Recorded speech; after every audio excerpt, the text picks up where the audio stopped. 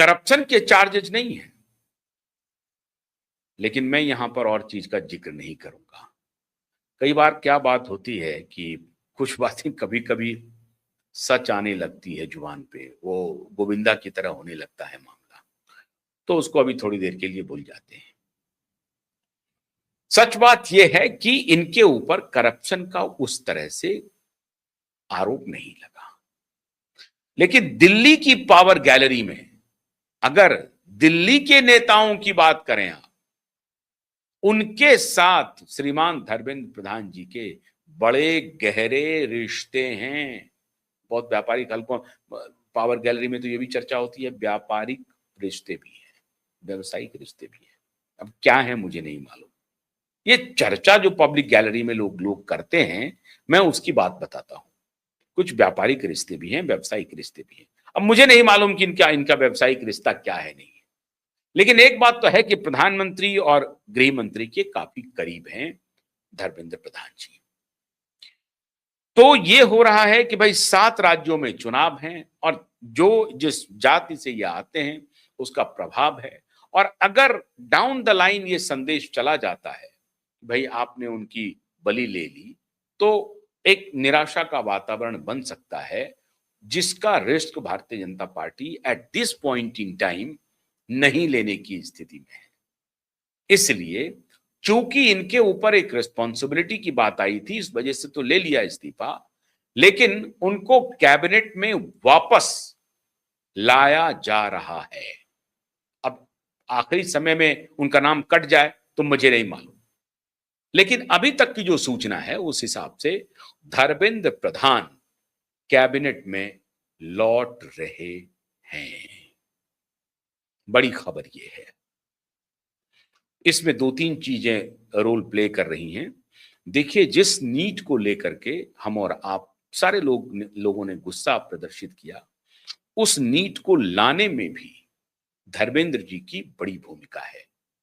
और नीट क्यों जरूरी था, इस बारे में मैंने एक विस्तार से वीडियो बनाया हुआ है। अलग अलग स्टेट में अलग अलग एग्जाम्स होते थे मेडिकल के, फिर all India institute of medical sciences के एग्जाम अलग होते थे, मल्टीपल एग्जाम से गुजरना पड़ता था, खर्च बहुत होता था, और उसके अलावा फिर उसमें पेपर लीक, उसमें चोरी चकारी के बहुत सारे गुंजाइश थे। इस सबको दूर करने के लिए नीट लाया गया कि नहीं, एक एलिजिबिलिटी टेस्ट होगी ऑल इंडिया लेवल की, और उसमें बच्चे अपियर होंगे और उसमें फिर मार्क्स के हिसाब से देश भर के अपने मेडिकल कॉलेज में वो जाकर के जाएं, स्टेट में जाएं, प्राइवेट में जाएं, जहां जाना होता है वो जाएं। ये नीट लाने में भी धर्मेंद्र प्रधान की बड़ी भूमिका है। और इसके अलावा जो कोर्सेज हैं अलग अलग, पीजी के, अंडर ग्रेजुएट के, इसमें बहुत सारी ऐसी विषयों को इनकॉर्पोरेट कराने में जो विषय आरएसएस के काफी करीब रहा है, उनके विचार के काफी करीब रहा है, उन विषयों को करिकुलम में इनकॉर्पोरेट कराने में धर्मेंद्र प्रधान की बड़ी भूमिका है। एजुकेशन के क्षेत्र में धर्मेंद्र प्रधान ने काम भी किया है, परफॉर्मर रहे हैं। लेकिन दुर्भाग्य देखिए, 2-3 घटनाएं ऐसी हो गई, इन दो तीन घटना, एक तो यूजीसी वाला जो एक्ट लेके आए उसमें ये इनके खिलाफ चला गया, और उसमें शुद्ध पॉलिटिक्स कर रही है भारतीय जनता पार्टी की सरकार, और उसमें उनको मुंह की खानी पड़ेगी, बहुत भयंकर खानी पड़ेगी, बहुत बुरी स्थिति में फंस गई। उसमें धर्मेंद्र प्रधान जिम्मेदार नहीं थे। यूजीसी एक्ट में जो गुस्सा लोग धर्मेंद्र प्रधान पे उतार रहे हैं, बिल्कुल नहीं। ये पूरा मामला मोदी जी के सानिध्य में हुआ है, तो मोदी जी को आप इसे क्लीन चिट नहीं दे सकते हैं। ये धर्मेंद्र प्रधान का निर्णय हो ही नहीं सकता है।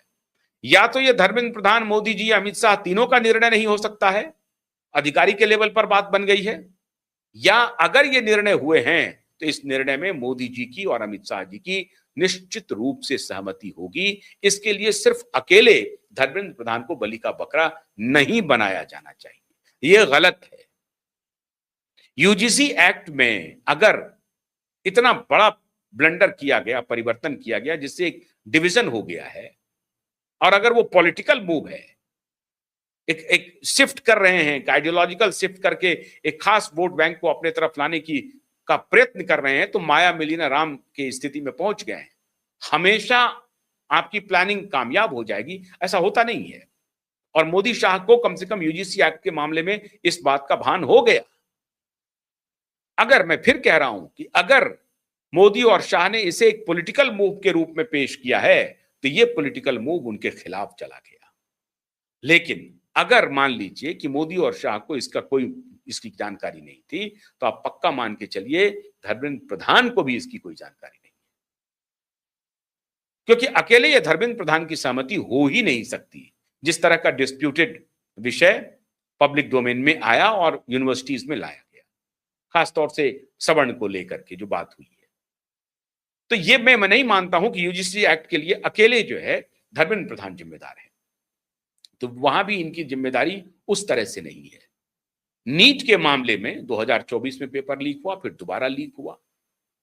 इन सारे लीक्स को के लिए आप कह सकते हैं कि रिस्पॉन्सिबिलिटी इनकी है। लेकिन अगर ये 2-3 घटना को छोड़ दें तो बहुत सारे अच्छे काम धर्मेंद्र प्रधान ने किए हैं, ये बिना लाग लपेट के भी कहना चाहिए। तो मोदी और शाह को इस बात का भान है कि एक परफॉर्मेंस मंत्री रहे हैं, कुछ जो गड़बड़ी हो गई है जिसकी वजह से इनको बलि देनी पड़ी। अब भाई, अब लोग तो कहते हैं कि भाई भ्रष्टाचार करवा रहे थे, पैसा खा रहे थे, वो अलग विषय है। कोई अभी तक प्रूफ नहीं हुआ है इनके खिलाफ कि इन्होंने भ्रष्टाचार किया है नीट पेपर में, डायरेक्ट इन्वॉल्वमेंट हो मंत्री का, ऐसा कभी नहीं हुआ। तो आरोप भले ही लगे, लेकिन उस आरोप की पुष्टि नहीं हुई। तो भ्रष्टाचार के दाग इनके दामन पर अभी तक नहीं है, इसलिए रिस्पॉन्सिबिलिटी का जो मामला है वो तो रहेगा, लेकिन सरकार ये कह सकती है कि हमारे मंत्री भ्रष्ट नहीं थे, ठीक है, हमने रिस्पॉन्सिबिलिटी ली, हमने उनका विभाग बदल दिया, इस्तीफा ले लिया, लेकिन अब हम उनकी जिंदगी को कभी हम आगे बढ़ने नहीं देंगे, किसी कैबिनेट में आने नहीं देंगे, ये नहीं हो सकता है। तो सरकार इस पर दो हाथ करने के लिए तैयार हो रही है। हालांकि ये तलवार के धार पर चलने जैसा है, फिर एक मूवमेंट को हो सकता है कि इससे बल मिले। क्या पे वो जिन्होंने इस्तीफा लिया है वो तो कहेंगे कि ये नॉन परफॉर्मर है, उनको आप फिर से कैबिनेट में ले रहे हैं, उनको आप फिर आगे बढ़ा रहे हैं, तो ये चल सकता है। इसलिए मैं ये नहीं कह सकता हूं कि 11th आवर में हो सकता है नाम कट जाए, लेकिन अभी तक सरकार ये मूड बना रही है कि नहीं, हम दो हाथ करेंगे। हम अगर ये मान लेंगे कि हमने इस्तीफा ले लिया तो वो फिर कल को कह देंगे कि भ्रष्ट मंत्री थे। तो ये शिगुफा छोड़ा जा सकता है सरकार की तरफ से कि नहीं, वो भ्रष्ट मंत्री नहीं है, वो परफॉर्मर रहे हैं, ठीक है, एक आध दो गलती हुई है, उसकी जिम्मेदारी हमने फिक्स की, अब वो दोबारा कैबिनेट में आ रहे हैं, उनको दूसरा विभाग मिलेगा। अब ये जो चुनौती है ये मोदी और शाह ही ले सकते हैं साहब, कि अपफ्रंट लड़ करके देखते हैं कि जनता का क्या रिएक्शन होता है। ये दोनों तलवार के धार पर चलने जैसा होगा, क्योंकि ये किस करबट बैठेगा ये ऊंट कहना मुश्किल है, इसका पॉलिटिकल इंप्लीकेशन क्या होगा कहना मुश्किल है। लेकिन सरकार मन बना रही है, मतलब मोदी और शाह मन बना रहे हैं कि धर्मेंद्र प्रधान को कैबिनेट में वापस लाया जाए। अब देखिए, स्मृति ईरानी को कैबिनेट में नहीं लाया गया, उनको संगठन में भेज दिया गया, लेकिन धर्मेंद्र प्रधान को संगठन में नहीं भेजा गया। अगर इनको कैबिनेट में नहीं लाना होता तो इनके संगठन में जाने की पूरी संभावना हो गई होती। संगठन में धर्मेंद्र प्रधान नहीं गए हैं, इसका मतलब है कि वो सरकार में वापस आएंगे। हो सकता है कि इस एक्सपेंशन में ना आए, कुछ दिन के बाद आ जाए, लेकिन संभावना तो यही है कि इसी एक्सपेंशन में धर्मेंद्र प्रधान कैबिनेट के हिस्सा हो जाए। इसके अलावा जो सबसे बड़ा खेल चल रहा है मित्रों, वो है नए जो इंट्रांट आने वाले हैं, वो 2-3 जगह से आप हैरान हो जाएंगे। तृणमूल कांग्रेस से जो लोग टूट के आए थे 20,